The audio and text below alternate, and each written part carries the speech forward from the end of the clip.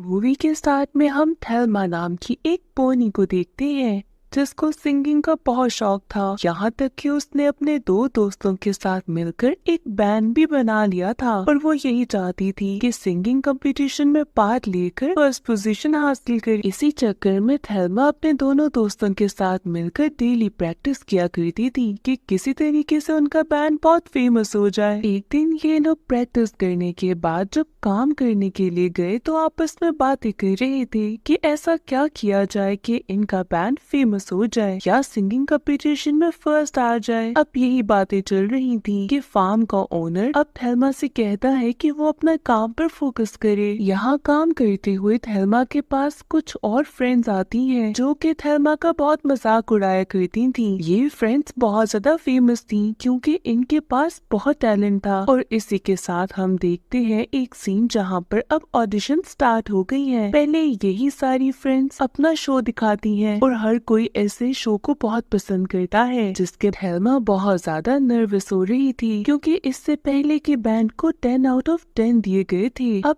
Thelma अपने band के साथ जब स्टेज पर जाती है तो इससे पहले कि वो अपना गाना स्टार्ट करती अभी उसने अपना नाम ही बताया था कि जजेस उसे कहती है कि तुम यहाँ से चली जाओ, जिस पर थेल्मा बहुत उदास होती है और कहती है कि ये बहुत अनफेयर है, अभी तो मैंने अपना टैलेंट दिखाया नहीं तो आप मुझे जाने को क्यों कह रही हैं। जजेस थेल्मा को बताते हैं कि उनको एक स्टाइलिश सिंगर की जरूरत है, ना कि एक सिंपल अगली पोनी की, जिस पर थेल्मा को बहुत गुस्सा आता है। पर इससे पहले कि वो जजेस को कुछ कहती यहाँ पर उसका पाँव फिसलता है और वो ड्रम्स के साथ नीचे गिर जाती है, जिसकी वजह से जजेस के साथ साथ वहाँ बैठे सब लोग उस पर हंसने लगते हैं। इसके बाद तो थेल्मा यहाँ से उदास होकर चली जाती है। इस सब के बाद थेल्मा उदास होकर एक रेस्टोरेंट में जाकर बैठ जाती है और अपने फोन पर अपनी ही ऑडिशन की क्लिप देख रही थी जो कि बहुत ज्यादा वायरल हो चुकी थी और हर कोई थेल्मा का बहुत मजाक उड़ा रहा था। अब इस सब से वो बेचारी और दुखी होती है। इतनी देर में उसका फ्रेंड ऑटिस आता है और थेल्मा को बताता है कि वो एक गेम बना रहा है जहाँ पर उसने सब लोगों को एक कैरेक्टर दिया है। अब इस गेम में एक यूनिकॉर्न भी था जो थेल्मा देखकर कहती है कि मैं बनना चाहती हूँ, जिस पर ऑटिस उसे बताता है कि हर कोई यूनिकॉर्न बनना चाहता है पर यूनिकॉर्न जैसा कोई भी नहीं। थेल्मा बहुत ज्यादा उदास थी। वो ऑटिस से कहती है कि कोई भी उसको फेमस नहीं होने देगा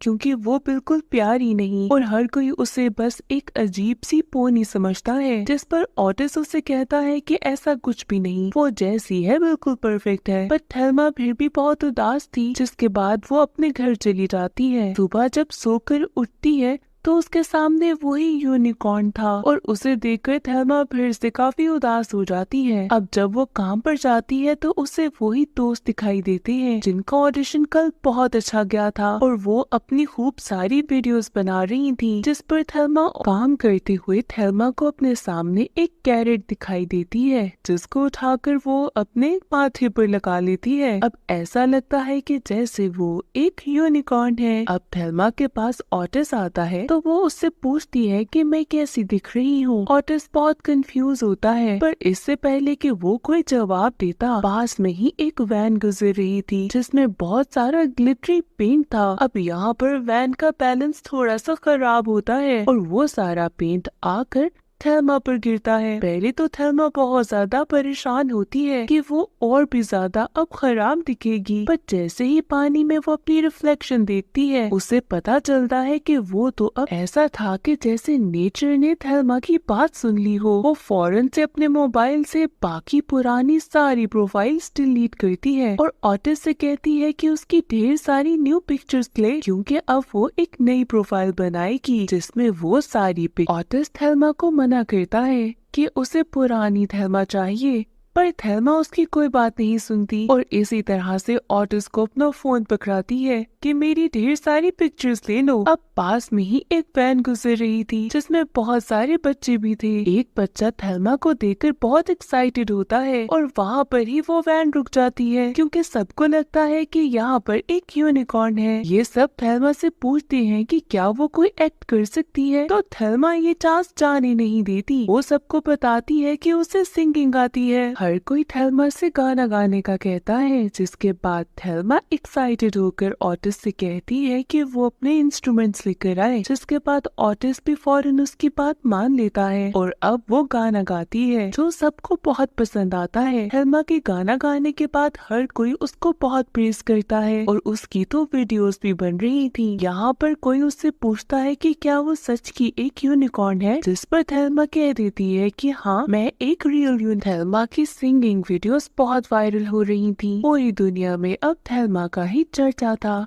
कि एक सिंगिंग यूनिकॉर्न है। यहाँ इसके बाद अब ऑटिस थेल्मा से कहता है कि अब तो तुम वायरल हो गई हो, तो अब तुम्हें वापस थेल्मा बन जाना चाहिए। पर थेल्मा उसकी कोई बात नहीं सुनती, क्योंकि वो तो अपने फेमस होने पर ही बहुत ज्यादा खुश थी। दूसरी तरफ हम एक वेल को देखते हैं जिसका नाम लेनी था, जो कि एक बहुत फेमस सिंगर थी। वो अपने मैनेजर से कहती है कि मेरी सिंगिंग अब कुछ खास फेमस नहीं रही, यहाँ पर लोग मुझे पसंद नहीं कर रहे। जिस पर उसका मैनेजर कहता है कि तुम्हारा वक्त शायद अब खत्म होने वाला है। इस बात को सुनकर लेनी को बहुत गुस्सा आता है और वो गुस्से से वहाँ से चली जाती है। एक रात ऑटिस और थेल्मा खेल रहे थे कि अचानक से उनको कुछ गानों की आवाज आती है। ये आवाज सुनते हुए जब वो फॉलो करते हैं तो उनको पता चलता है कि उनके शेड में एक बहुत फेमस प्रोड्यूसर आया है जो कि उनको हायर करना चाहता था। ये प्रोड्यूसर थेल्मा से कहता है कि मैं तुम लोगों के साथ मिलकर एक एल्बम बनाना चाहता हूँ, जिस पर थेल्मा फौरन राजी हो जाती है। ये सब मिलकर इस प्रोड्यूसर के साथ उसके प्रोडक्शन हाउस में जाते हैं, जहाँ पर इनका ड्रीम पूरा होने वाला था। ये सब मिलकर बहुत प्रैक्टिस करते हैं क्योंकि इन्होंने अपनी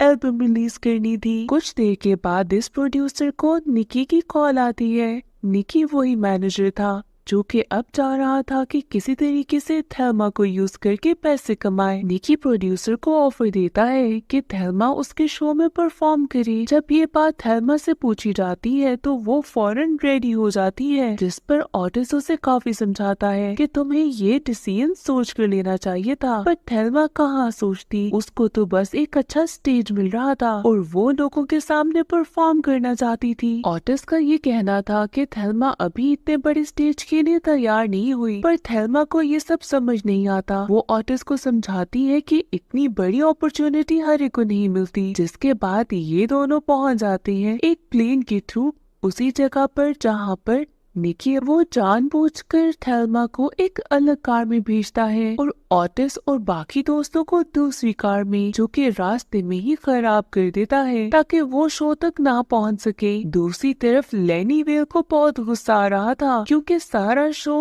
अब बस थेल्मा का था और उसे पता था कि जितने भी लोग शो में आ रहे हैं वो सिर्फ थेल्मा के लिए आए हैं। अब यहाँ पर थेल्मा स्टेज के पीछे इंतजार कर रही थी कि ऑटिस और उसके दोस्त आ जाए, पर वो तो पहुँच नहीं पा रहे थे। निकी थेल्मा से कहता है कि शायद तुम्हारे दोस्त इतने बड़े स्टेज को देखकर भाग गए हैं क्योंकि उन्होंने कभी इतने बड़े स्टेज पर परफॉर्म नहीं किया। थेल्मा कहती है कि मेरे दोस्त ऐसे नहीं, वो किसी स्टेज से डरेंगे नहीं। पर अब यहाँ पर वो क्या कर सकती थी, इतने बड़े चांस को वो खोना नहीं चाहती थी। जिसके बाद वो अकेले ही स्टेज पर जाने के लिए रेडी हो जाती है। स्टेज पर जाने साथ ही वो जैसे गाना शुरू करती है, लोग उसे देखकर बिल्कुल पागल हो जाते हैं। जहाँ लेनी वेल को ये सब देखकर बहुत बुरा लगता है और वो निकी। इसके बाद तो लेनी को बहुत गुस्सा आता है और वो ऐसे ही स्टेज पर चली जाती है जहाँ पर अब भी थेल्मा परफॉर्म कर रही थी। उसका तो पूरा इरादा था कि थेल्मा पर अटैक कर दे। थेल्मा अपनी जान बचाकर वहाँ से भागती है, जिसके बाद लेनी अब लोगों के सामने परफॉर्म करने लगती है। पर यहाँ पर उस पर लगी हुई रस्सी टूटती है और वो बहुत बुरी तरीके से स्टेज पर गिर जाती है। लोग उसका बहुत मजाक उड़ाते हैं। अब निकी थेल्मा से कहता है कि तुम मेरे साथ कॉन्ट्रैक्ट कर लो, मैं तुम्हें बहुत फेमस कर दूंगा। जिस पर थेल्मा उसे बताती है कि वो ऑलरेडी एक प्रोड्यूसर के साथ काम कर रही है। जिस पर दोबारा निकी उसे फोर्स करता है और किसी तरीके से मना भी लेता है। थेल्मा उसे पूछती है कि क्या मेरे दोस्त भी यहाँ पर तुम्हारे साथ काम करेंगे। निकी बस थेल्मा को मनाने के लिए हाँ कह देता है, जिसके बाद वो कॉन्ट्रैक्ट साइन कर लेती है। इसके बाद जब वो बाहर जाती है तो बहुत सारे लोगों के बीच में उसे ऑटिस दिखाई देता है। ऑटिस से पूछने पर उसे पता चलता है कि ऑटिस की कार कार खराब हुई थी। अब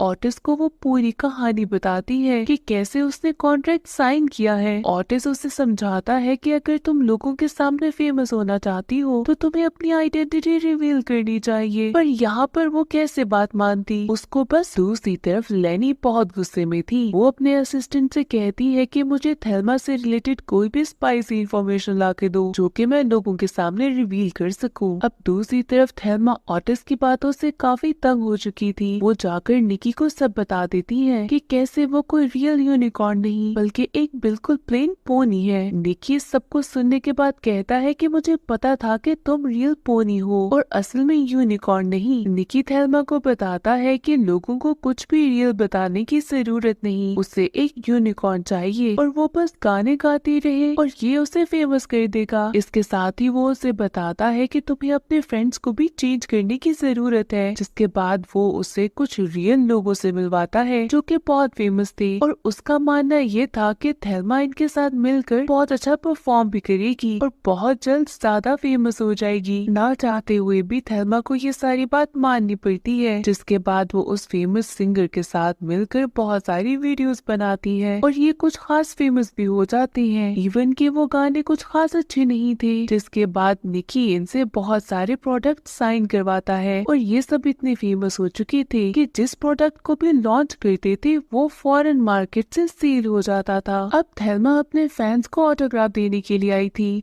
यहाँ पर लेनी की असिस्टेंट भी मौजूद थी। इसी के साथ ऑटिस और बाकी सब लोग भी थेल्मा से मिलने के लिए आते हैं, पर यहाँ थेल्मा को फील होता है कि वो सब उससे कुछ खास अटैच नहीं, जिसके बाद वो वहाँ से चले जाते हैं। थेल्मा को रियलाइज होता है कि वो फेमस तो हो गई है, पर इसके साथ साथ उसके फ्रेंड्स उससे दूर हो गए हैं। थोड़ी देर के बाद असिस्टेंट के कहने के ऊपर कुछ लोग थेल्मा के ऊपर अंडे फेंकते हैं, जिसके साथ ही थेल्मा के सर के ऊपर लगा हुआ वो कैरेट नीचे गिर जाता है। थेल्मा उसे फौरन सर पे लगाती है और फौरन वहाँ से भाग जाती है। अब इसी के साथ थोड़ी देर के बाद थेल्मा को कॉल आती है। ये उसका मैनेजर निकी था। निकी उसे बताता है कि थेल्मा को एक अवार्ड मिलने वाला है, तो वो फौरन तैयार होकर पहुँच जाए। थेल्मा तैयार होकर अवार्ड सेरेमनी में पहुँच जाती है, जहाँ थोड़ी ही देर के बाद उसे फील होता है कि उसके फेस पे लगा हुआ पेंट अब खराब हो रहा है। इसके साथ ही वो फौरन वॉशरूम जाती है ताकि मेकअप करके खुद को ठीक कर सके। वहाँ उसे लेनी की असिस्टेंट मिलती है, जो कि थेल्मा को सारी पिक्चर्स दिखाती है कि जब उस पर अंडे गिर रहे थे